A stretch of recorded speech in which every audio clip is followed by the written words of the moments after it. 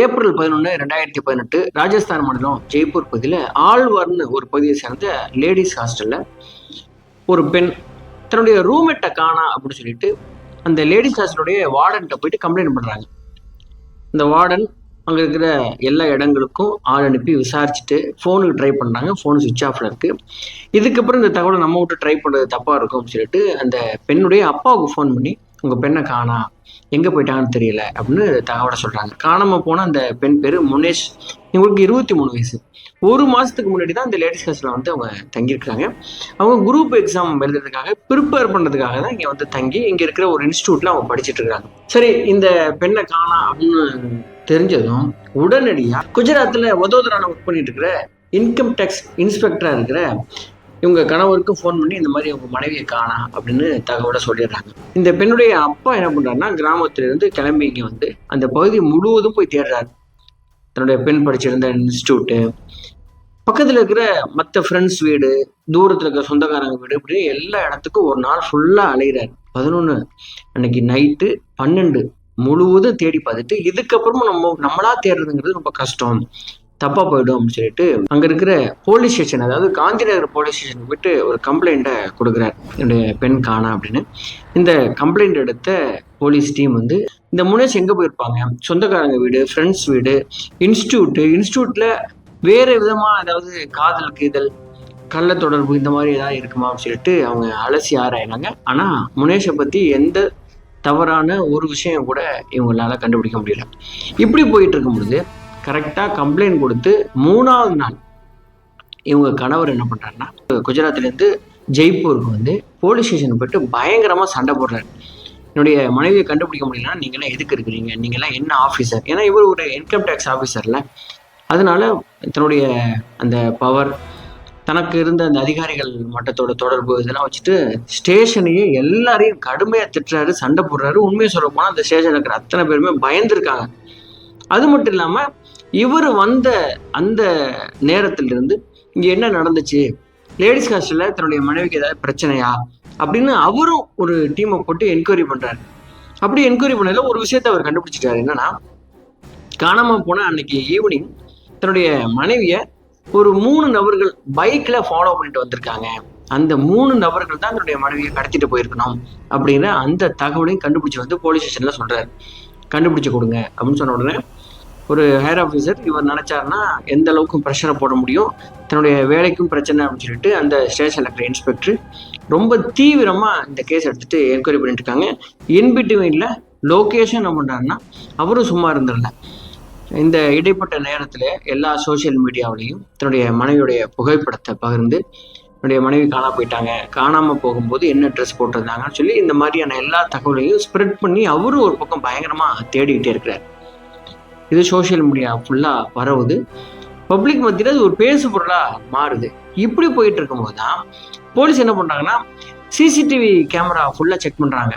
யார் எந்த 3 நபர்கள் உங்களுடைய அந்த முனேஷை வந்து ஃபாலோ பண்ணி வந்தாங்க, அவங்க கடத்திட்டு போயிருக்கிறதுக்கான வாய்ப்பு இருக்கா, அவங்க யாரு அப்படின்னு முழுவதும் ஒரு 3 நாள், இந்த பெண் காணாம போனதுக்கு முந்தின நாள்ல இருந்து காணாம போனதுக்கு அப்புறம் வரைக்கும் டோட்டலா அந்த ஏரியா இருக்கிற எல்லா சிசிடிவி கேமராக்களையும் எடுத்து அவங்க செக் பண்ணும்பொழுது அப்படி சந்தேகப்பட முடியாது அந்த ஏரியாவுக்குள்ள வந்து எல்லா ஆண்களையும் அவங்க என்ன பண்றாங்கன்னா விசாரணை வளையத்துக்குள்ள கொண்டு வந்து ஒவ்வொருத்தரா ஃபில்டர் பண்ணி கடைசியில ஒரு நபரை மட்டும் ஃபில்டர் பண்ணி வச்சு அந்த நபரையும் கஸ்டடிக்கு கொண்டு வந்து விசாரிக்கிறாங்க. ஆனா ஒரு பிரயோஜனமான தகவல் கூட அவங்களால எடுக்க முடியல.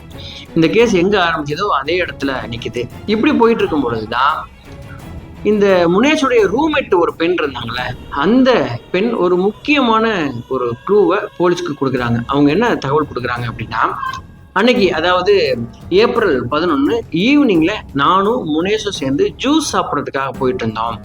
அப்படி போகும் பொழுது முனேஷ்க்கு அவங்க ஹஸ்பண்ட்லேருந்து ஒரு கால் வந்துச்சு. அந்த காலை அட்டன் பண்ணிட்டு பேசிட்டு வந்தவங்க அதுக்கப்புறம் ரொம்ப பதட்டமா இருந்தாங்க. நான் வந்து இது வரைக்கும் ரொம்ப கேஷுவலா இருந்தீங்க, இந்த ஃபோன் அட்டன் பண்ணதுக்கு அப்புறம் ஏன் இவ்வளவு பதட்டமா இருக்கீங்கன்னு சொல்லி கேட்டேன். அவங்க சொல்ல மாட்டேன்ட்டாங்க. அதுக்கப்புறம் அரைகுறையா ஒரு விஷயத்த சொன்னாங்க, எனக்கு சரியா புரியல. அப்ப என்ன சொன்னாங்க அப்படின்னா, என் ஹஸ்பண்ட் வந்து ஃபோன் பண்ணாரு, அவர் ஃபோன் பண்ணி நம்ம 2 பேர் உயிருக்கும் பயங்கரமான ஆபத்து இருக்குது, உடனடியா நீ உன்னோட போனை சுவிட்ச் ஆஃப் பண்ணிரு, நீ அங்கே யார்கிட்டையும் சொல்லிக்காத, என்னுடைய ஃப்ரெண்டு ஒருத்தர் அங்கே அனுப்புகிறேன், அவர் கூட சேர்ந்து அவர் எங்கே கூப்பிட்றாரோ அங்கே நீ நேராக வந்துரு, நான் அங்கே இருக்கேன், எங்கே வரணுங்கிற தகவலும் சொல்லலை, இந்த மாதிரி சொல்லிட்டு ஃபோனை வச்சுட்டாரு அப்படின்னு பதட்டத்தோடு எனக்கு சொன்னாங்க. இந்த தகவலை நான் வந்து பிகினிங்கில் போலீஸை சொல்ல மறந்துட்டேன், இப்போ எனக்கு ஞாபகம் வந்துச்சு அப்படின்னு சொல்லி இந்த தகவலை வந்து சொல்கிறாங்க. அது மட்டும் இல்லாமல் முனேஷ் காணா போன உடனே இவங்க முதல்ல யாருக்கு கால் பண்ணியிருக்காங்க அப்படின்னா, இவங்க கணவருக்கு லோகேஷுக்கு தான் கால் பண்ணியிருக்காங்க. ஆனால் லோகேஷ் காணாமல் போனது 11, 12 அவங்க அப்பா வந்து ஃபுல்லாக தேடி கம்ப்ளைண்ட் கொடுத்ததுக்கு அப்புறம் ரொம்ப கேஷுவலாக 13ஆம் தேதி நைட்டு தான் வந்து ரீச் ஆகிறார் குஜராத்லேருந்து ராஜஸ்தானுக்கு. அது மட்டும் இல்லாமல் அவர் வந்து ஒய்ஃப் காணா போனதுக்கான எந்த படபடப்பும் இல்லாமல் இந்த கேஸுக்கு சம்மந்தம் இல்லாமல் சண்டை இழுத்து விடுறதும் ப்ரெஷரை போடுறதும் இந்த மாதிரி மிஸ்கைட் பண்ணுறதுமான வேலைகளில் தான் அவர் ஈடுபட்டிருக்கிறார் அப்படிங்கிறது போலீஸ்க்கு சின்ன சந்தேகத்தை ஏற்படுத்துது. உடனடியாக என்ன பண்ணுறாங்கன்னா, முனேஷுடைய அப்பாவை வர வச்சு இந்த திருமணத்தை பற்றியும் இந்த லோகேஷை பற்றியும் என்கொயரி பண்ணும் பொழுது அவர் சில விஷயங்களை சொல்கிறார். மாமனார் என்ன சொல்கிறாருன்னா, கல்யாணம் பண்ணதுலேருந்து அடிக்கடி லோகேஷ் வந்து வரதட்சணை கேட்டு டார்ச்சர் பண்ணிகிட்டே இருந்திருக்காரு. அது மட்டும் இல்லாமல் இந்த கடைசி ஒரு 10-20 நாளில் முனேஷுடைய அக்கௌண்ட்ல இருக்கிற எல்லா பணத்தையும் அவர் எடுத்துட்டாரு, இந்த விஷயத்த என் பொண்ணு என்கிட்ட சொல்லி வருத்தப்பட்டாங்க, இப்படி இந்த ஆள் கேரக்டர் சரியில்லைங்க அப்படிங்கிற மாதிரி மாமனாரும் எல்லா தகவலையும் ஷேர் பண்ணுறாங்க. இப்படி எல்லாத்தையும் கேள்விப்பட்ட போலீஸ்க்கு ஒரு விஷயம் மட்டும் உறுதியாக தெரிஞ்சுது, இந்த லோகேஷ் கிட்ட ஏதோ ஒரு விஷயம் மர்மமாக மறைஞ்சிருக்கு அப்படின்னு சொல்லிட்டு, சரி என்னதான் பெரிய அதிகாரியாக இருந்தாலும் இந்த மாதிரி சந்தேகம் வரும்பொழுது விசாரிச்சு தானே ஆகணும், அதனால இவரை தங்களுடைய கஸ்டடிக்கு கொண்டு வந்து என்கொயரி பண்ண ஆரம்பிக்கிறாங்க. ஆரம்பத்தில் மறந்து பிடிச்ச இந்த லோகேஷ் ஒரு கட்டத்தில் எல்லா உண்மையும் சொல்ல ஆரம்பிக்கிறார். அவர் சொன்ன உண்மை என்னன்னா, 2017 லோகேஷ்க்கும் முனேஷ்க்கும் ராஜஸ்தான் அல்வார் பகுதியில் இருக்கிற கிராமத்தில் மேரேஜ் நடந்திருக்குது.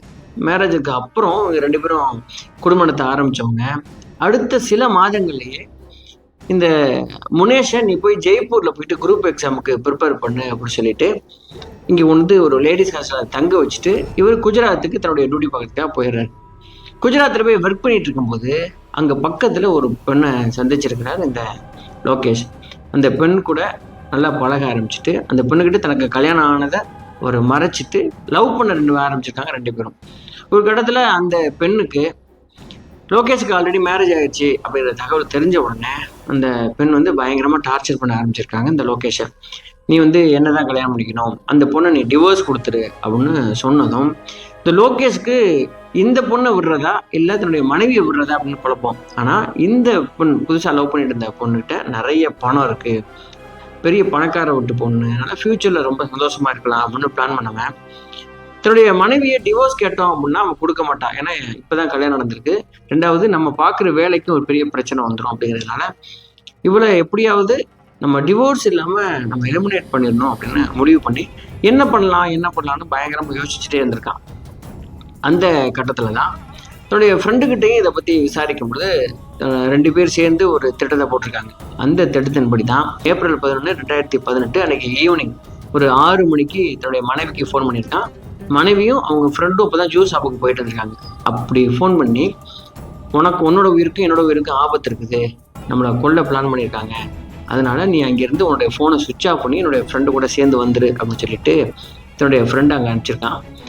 ஒய்ஃப் என்ன பண்ணிட்டாங்கன்னா, கணவன் சொன்னதை அப்படியே நம்பி ஃபோனை சுவிட்ச் ஆஃப் பண்ணி லேடிஸ் ஹாஸ்டல் வெளில வெயிட் பண்ணிட்டு இருந்த இவருடைய ஃப்ரெண்டு கூட சேர்ந்து யார்ட்டையும் சொல்லாமல் அங்கேருந்து கிளம்பிட்டாங்க.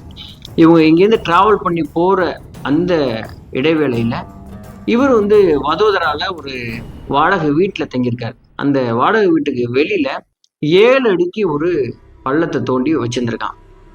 கரெக்டாக ஃப்ரெண்டும் தன்னுடைய மனைவியும் வீட்டுக்கு வந்தோடனே வீட்டுக்குள்ள நுழைஞ்சதும் கதவை சாத்திட்டு ரொம்ப ஆசையோட இவ்வளோ தூரம் ட்ராவல் பண்ணி வந்திருக்கிற தன்னுடைய கணவனை பார்க்க வந்திருக்க மனைவி மேலே அப்படியே பாஞ்சு கழுத்தை பிடிச்சி நெரிச்சு அப்படியே துடிக்க கொன்று இந்த ஃப்ரெண்டும் லோகேஷும் சேர்ந்து முனேஷோடைய பாடி எடுத்து ஆல்ரெடி தோண்டப்பட்டிருந்தது 7 அடி பள்ளத்துக்குள்ள போட்டு மண்ணை போட்டு டோட்டலாக மூடிட்டாங்க. இது யாருக்குமே தெரியாது, மனைவி காணப்படுறது எங்கேயோ வேற ஸ்டேட்ல, அதனால நமக்கு பிரச்சனை வராது அப்படின்னு பிளான் பண்ணி தான் செஞ்சாங்க. ஆனால் மனைவி தன்னுடைய ஃப்ரெண்டுக்கிட்ட இப்படி ஒரு சின்ன விஷயத்த சொல்லியிருப்பாங்க அப்படிங்கிறது அவன் வந்து கெஸ் பண்ணவே இல்லை. அது மட்டும் இல்லாமல் போலீஸ் வந்து இவனை கைது பண்ணி இவனை விசாரிக்கும் பொழுது உன்னுடைய மொபைலை கொடுங்க அப்படின்னு சொல்லி கேட்கும் பொழுது அப்போது லோகேஷ் சொல்லியிருக்கேன், என்னுடைய மொபைல் ஃபார்மட் ஆயிடுச்சு, இப்போதான் கைதவறி ஃபார்மேட் ஆயிடுச்சு அப்படின்னு ஒரு பொய்யை சொன்னதும் இவன் தான் பண்ணியிருக்கான்னு ரொம்ப உறுதிப்படுத்திக்கிட்டாங்க. அதுக்கப்புறம் இந்த எல்லா விஷயத்தையும் கொன்னது புதைச்சது எல்லா தகவலுமே அவன் சொல்லிடுறான். அதுக்கப்புறம் ஒரு போலீஸ் டீம் நேராக வதோதரா போகிறாங்க. அந்த புதைக்கப்பட்ட இடத்துல மறுபடியும் தோண்டி அந்த பாடியை ரெக்கவர் பண்ணுறாங்க. ஏறக்குறைய 11 நாள் கழிச்சு இந்த பாடி டோட்டலாக அழுகி போய் அந்த உடலை எடுத்து போஸ்ட்மார்ட்டம் பண்ணி கழுத்து நெரிக்கப்பட்டு கொன்னது அப்படிங்கிறதெல்லாம் ப்ரூவ் பண்ணி அந்த 2 பேருடைய வாக்குமூலங்கள் லோகேஷையும் லோகேஷ் ஃப்ரெண்டையும் அதுக்கப்புறம் கோர்ட்டில் நிறுத்துறாங்க. இந்த கேஸ் நடந்துக்கிட்டே இருந்திருக்குது. எல்லா எவிடன்ஸையும் அவங்க சப்மிட் பண்ணிட்டாங்க. 2 வருஷம் இந்த கேஸ் நடந்ததுக்கப்புறம் 2020 ஜட்ஜ்மெண்ட் வருது. என்ன ஜட்ஜ்மெண்ட்னா, இந்த லோகேஷ் நிரபராதி, அவன் ஃப்ரெண்டும் நிரபராதி, இந்த வழக்குக்கும் அவனுக்கு எந்த சம்பந்தம் இல்லைன்னு சொல்லி விடுதலை பண்ணிட்டாங்க. அதுக்கு என்ன காரணம் சொல்லியிருக்காங்க ஜட்ஜ் அப்படின்னா, இந்த கேஸ்ல சரியான சாட்சிகளை கொண்டாந்து நிறுத்தலை, 2வது எவிடன்ஸே இல்லை, அது மட்டும் இல்லாமல் இந்த இறந்து போன பாடி இருக்குல்ல அது முனேஷ் தான் அப்படிங்கிறதுக்கான டிஎன்ஏ டெஸ்ட்டும் பண்ணலை, அதனால் வழக்கை சரியாக பதிவு பண்ணாதனால இந்த சந்தேகத்தோட பலனை லோகேஷ்க்கும் நண்பர்களுக்கும் கொடுக்கணும்னு சொல்லிட்டு 2 பேருமே விடுதலை பண்ணிட்டாங்க.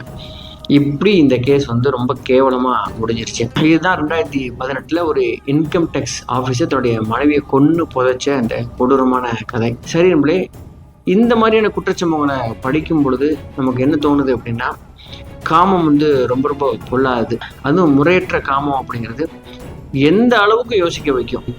குழந்தைகளை கொல்றதுக்கு, மனைவியை கொல்றதுக்கு, கணவனை கொல்றதுக்கு அப்படின்னு சொல்லிட்டு எந்த எக்ஸ்ட்ரீமுக்கும் போக வைக்கும் அப்படிங்கிறது மட்டும் உண்மை அப்படின்னு புரியுது.